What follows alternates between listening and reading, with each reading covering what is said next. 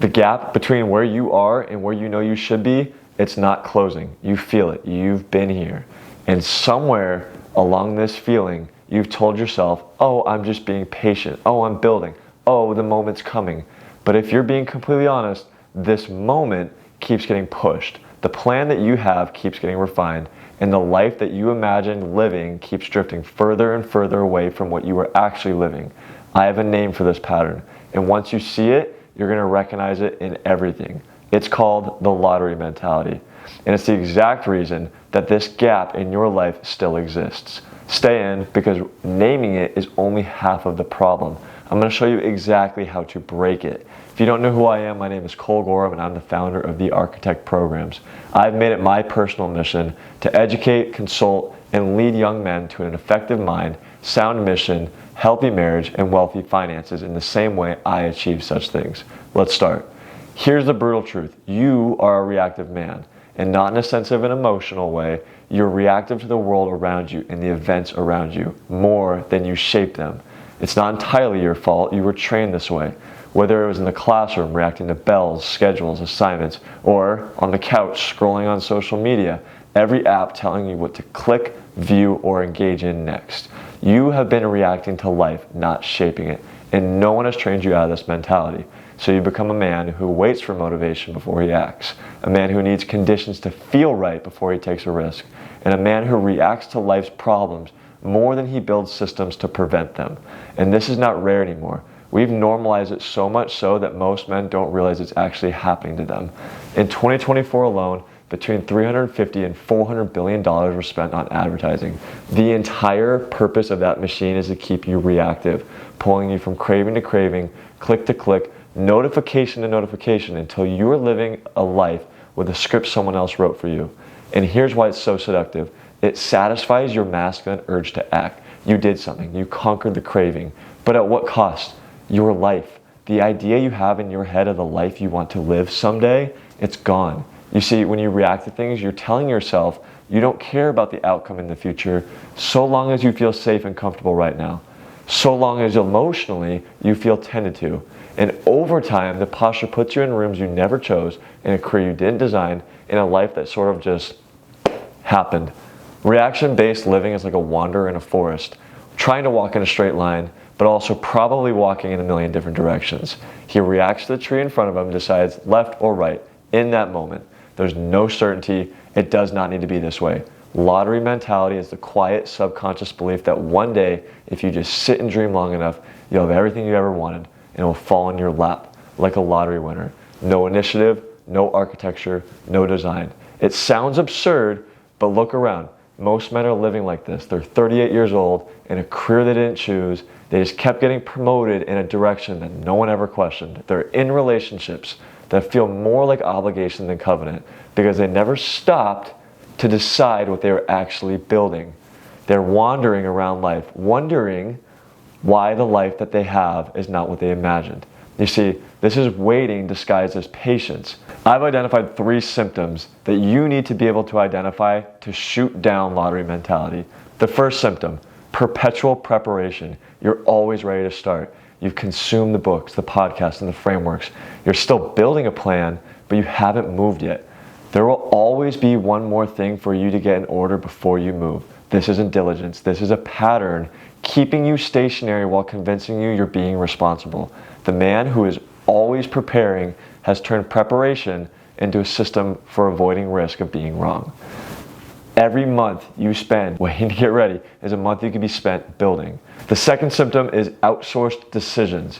When you wait for general consensus before you act, waiting for all your friends to agree, waiting for the entire team to buy in, waiting for opposition to go completely silent, you are essentially handing over authority to people who have no stake in where you end up in life. And if someone pushes you, you stall. You do not trust your own judgment enough to move without external permission.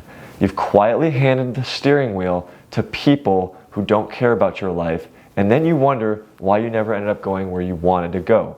A man who cannot take a decision without approval has not lost his confidence, he's lost his authority, and it needs to be reclaimed. The third symptom, and this is the hardest one to admit, is a life that just happened. Look at the last 5 years, your career, your relationships, your finances, where you live. How many of those things did you actually design?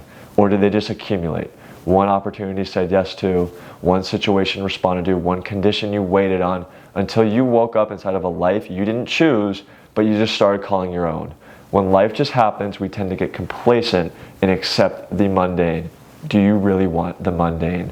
Reactive men don't build lives, they inherit it by default. And it's lottery mentality that does this to them. So how do we cure this? Dig. Let's spell that out. First, D. Define proactivity. You can't be proactive in a direction you haven't chosen. Most men feel stuck not because they lack the discipline, but they lack a defined target. The first thing I walk every man through at Architect is this. Decide something you specifically want to build. Not a vague aspiration, a 5-year picture of your mission, marriage, health, and legacy. Once a target's defined, proactivity is no longer a personality trait. It's a logical response to a clear destination. You stop waiting because you finally know what you are moving towards. Second, I. Initiate proactivity. Every man waiting for the right conditions to occur has already lost. Conditions do not become perfect. They become irrelevant to a man who moves anyways. The cure to perpetual preparation is to give yourself a decision window. 48 hours, a week, whatever it is. Make sure you know when you must move and then move. Because a man who waits to build does not build anything. And the action of moving, just moving, creates more information than preparation ever will. Third, G, gratitude. And this one goes deeper than strategy. Gratitude is recognizing what you currently have and being grateful for it. How does this make us better people, and how does this move us towards our life outcomes we desire? Because by recognizing what God already has placed in your hands, be that your time, your relationships, your abilities, your resources even, you are communicating to yourself that there's goodness around you that you can build with. You're telling yourself, oh, maybe I can act. I just have all these things around me. When you sit in lottery mentality, you remain focused on what you don't have. But when you look at what you do have and you ask yourself the question, what am I multiplying? That shift from accumulation to stewardship single-handedly breaks lottery mentality and sends you into a trajectory of excellence. In every biblical account of stewardship, the verdict's the same. The man who waits and buries what he's been given, holds out for safer conditions, he ultimately loses it. The man who moves, though, he initiates and he builds, he's trusted with more. The man sitting in lottery mentality then is not being wise. He's abandoning the responsibility that's been given to him. He's drifting through the life that he was called to design. Ephesians 5:17 says, do not be foolish, but understand what the will of the Lord is. That understanding does not come to a passive man. It comes to a man who's moving, who's building, who's initiating, and he's staying awake to what God is forming within him. The architect man does not drift. He decides what he's building, he reverse engineers it, and he moves. Not when the conditions are perfect, not when fear is gone, not when someone hands him the plan. The question is not whether proactivity matters. You already know it does. The question is whether you are willing to stop waiting and start building. Most men will spend their entire lives reacting. They'll wait for the right opportunity. They will wait for clarity. They will wait for the moment that finally feels right to act. And while they wait, their children grow up, the decades compound, and the life that they imagine quietly expires. You do not need to be one of these men. Be a man who decides what he's building. Be a man who removes himself from the herd of men who fall victim to lottery mentality. Be a man whose life does not fall into his lap because he takes action. He's proactive and he's constantly looking for the next step. If you are looking for help with that next step, go visit thearchitectprograms.com. Make an account and take an assessment called the Mind Diagnostic. It'll tell you whether you're wired more logically or emotionally and whether you default to action or strategic planning. There's no wrong answer, there's no right answer. What it does give you though is insights that you can actually use to start building with what you have rather than against it. Consultations are completely free right now. Take the diagnostic, book a 15-minute call with me, the link's below. The rest of your life is being designed right now. The only question is whether you are the one doing it.